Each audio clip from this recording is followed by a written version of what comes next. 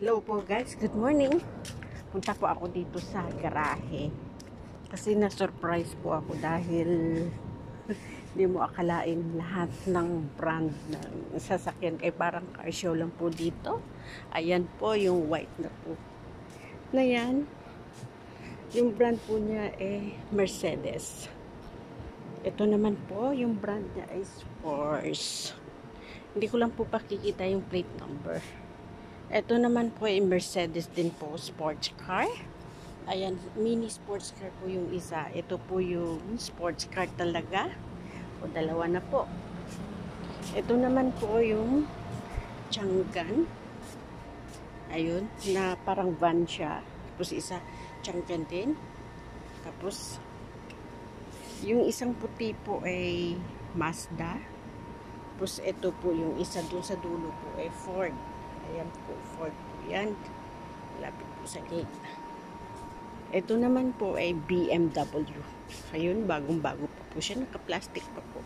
Dito po lahat po ito ay nandito po sa aming garahe. Yun, pagmamayari po ng kapatid ng amo kong lalaki kasi nagbabay and sell po siya ng sasakyan. Kaya yung garahe po namin ay parang car show. Pati ibang klase.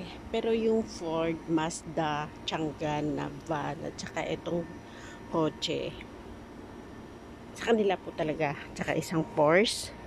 May sa labas pa pala, Nissan.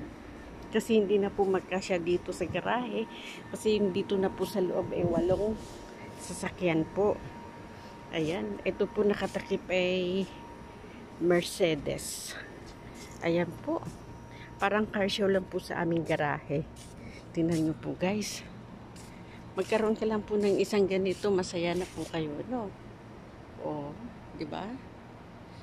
Usually lahat ng color ay almost black and white po siya. Yung mga color ng mga sasakyan. Tsaka, hindi pipitsugin. Tingnan nyo naman po yung isang sports car. Bench. Nakasakay po ako dito kagabi, tinry. Isang ikot lang po. Pero, nakakatakot. Ang kapatid kasi ng amo kong lalaki, ang anong mag-drive. Ang bilis. Ayun. Ayan po guys. Diba? Ang dami, parang car show lang. Oh. See? Thank you guys sa panood ng aking video. Bye!